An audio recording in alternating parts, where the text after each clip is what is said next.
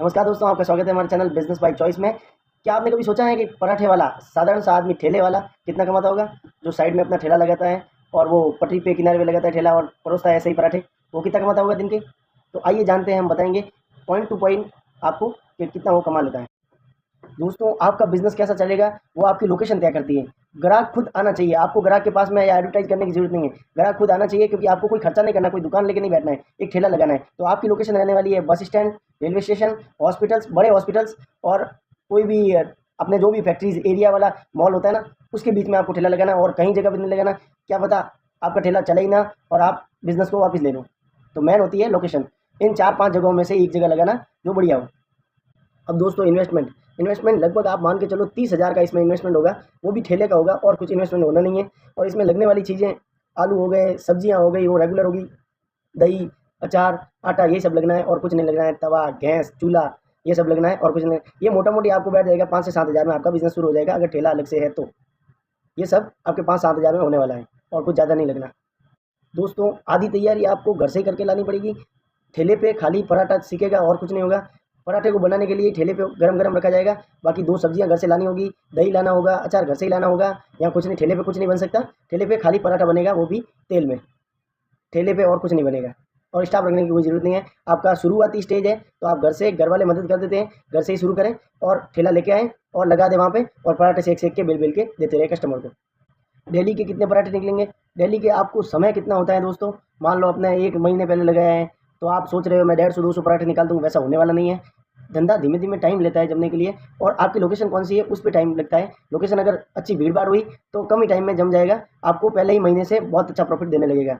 अब मान लो कि आपकी लोकेशन है हॉस्पिटल, हॉस्पिटल में मरीज को मिलने आते हैं और उनके लिए भी खाना मंगाते हैं, लोग रहने आते हैं मरीज के साथ में, उनके लिए भी खाना चाहिए, तो आपका जल्दी ग्रो होने का चांसेज रहता है।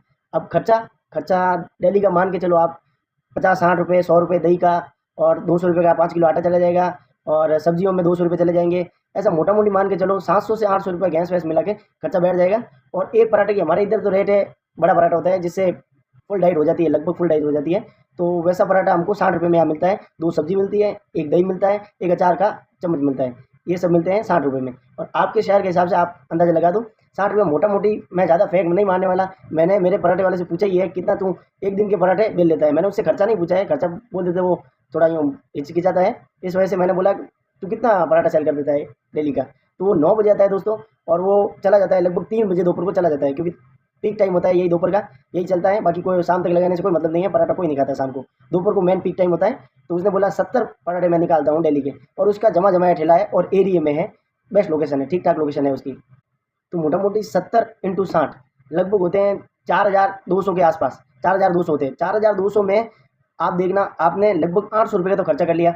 और मोटा मोटी कोई एक्सपेंस आ जाता है, मान लो किसी को कोई रेट वेट बढ़ जाते हैं, तो मोटा मोटी 1,000 रुपये का खर्चा मान के चलो, तो 3,000 की कमाई हो जाती है। और 3,000 दोस्तों कम नहीं है।